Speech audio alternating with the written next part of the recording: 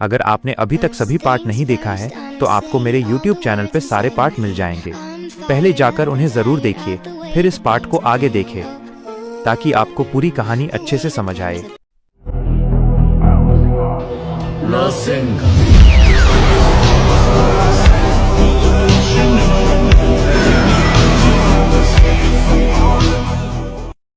Season के commander काकाशी ने जिनवू को नारुतो और किलर बी के साथ युद्ध के अग्रिम मोर्चे पर तैनात किया। नारुतो अपनी गति और बड़े बड़े रासेंगन से जेट्सू को खत्म कर रहा था, जबकि किलर बी अपनी तलवारबाजी और ऑक्टोपस टेल्स 8 पूंछ से रक्षा कर रहा था। जिनवू ने किनारे खड़े होकर कुछ देर स्थिति का जायजा लिया। नारुतो ने पलटकर जिनवू को देखा जो शांत खड़ा था। अरे शैडो गाय, क्या तुम सिर्फ अपनी परछाइयों को देखोगे? हमारे पास इतना समय नहीं है। जिनवू ने जवाब दिया, मुझे दक्षता पसंद है। तुम लोग बहुत ज्यादा चक्र और ऊर्जा बर्बाद कर रहे हो। नारुतो को ये बात पसंद नहीं आई। ओह क्या? तुम्हें क्या लगता है हम कमजोर हैं? तभी जेट्सू का एक विशाल समूह, जिसका नेतृत्व एक बड़ा और शक्तिशाली व्हाइट जेट्सू कर रहा था, उनकी ओर झपटा। इस समूह में लगभग 300 जेट्सू थे।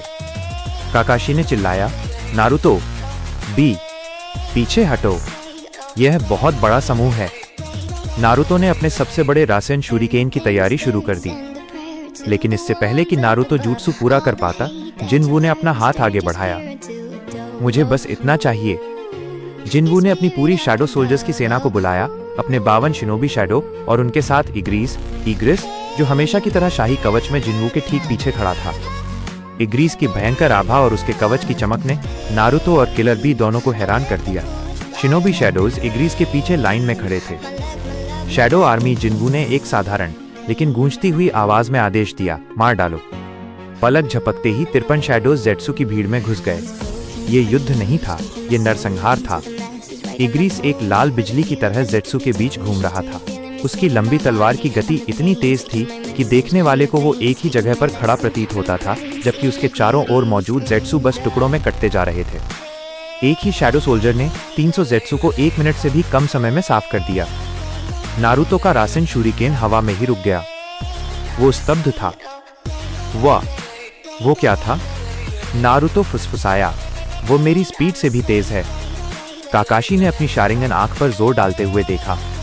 उसकी गति और शक्ति, वो माइट गाय के 8 गेट्स के बिना भी उस स्तर पर है। जब इग्रिस आखिरी जेट्सू को खत्म करके वापस लौटा तो जिनवू ने मैदान पर ध्यान केंद्रित किया। उसने अपने नए शिकारों पर अराइज का उपयोग करने का प्रयास किया, लेकिन जेट्सू की राख से कोई परछाई नहीं निकली। जिनवू ने निराश होते हुए कहा, इनके पास आत्मा नहीं है। तभी जेट्सू आर्मी के पीछे से एक और शक्तिशाली आवाज आई। यह एडो तेंसेई द्वारा रिवाइव किया गया एक कुख्यात निंजा था, जैसे कि एक साधारण समुराई या निंजा। जिनवू ने तुरंत उस पर अपना ध्यान केंद्रित किया और जोर से चिल्लाया, अराइज। एक और एलीट शैडो जमीन से निकली। जिनवू ने नारुतो को देखा, देखो, अगर तुम मुझे शक्तिशाली दुश्मनों को खत्म करने दोगे तो मेरी सेना बढ़ती रहेगी। मैं इस युद्ध को तुम्हारे लिए आसानी से खत्म कर सकता हूं। नारुतो ने अपनी भौहें रगड़ी, फिर जोर से हंसा। तुम कूल हो शैडो गाय। नारुतो ने अपनी ऊर्जा वापस खींच ली। ठीक है, तुम आगे बढ़ो और सारे बुरे लोगों को शैडो बनाओ।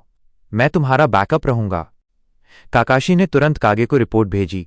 जिनवू की शक्ति किसी भी निंजा से बहुत आगे है। वह युद्ध के ज्वार को पलटने में सक्षम है। इसी बीच दूर कहीं अकात्सुकी के ठिकाने पर कबूटो, जिसने एडो तेसेई को नियंत्रित किया हुआ था, अचानक कांप उठा। यह क्या है? मेरे सैनिक गायब क्यों हो रहे हैं? ये किसी जुत्सु का काम नहीं है। ये कोई और है जो मेरे मुर्दों को चुरा रहा है।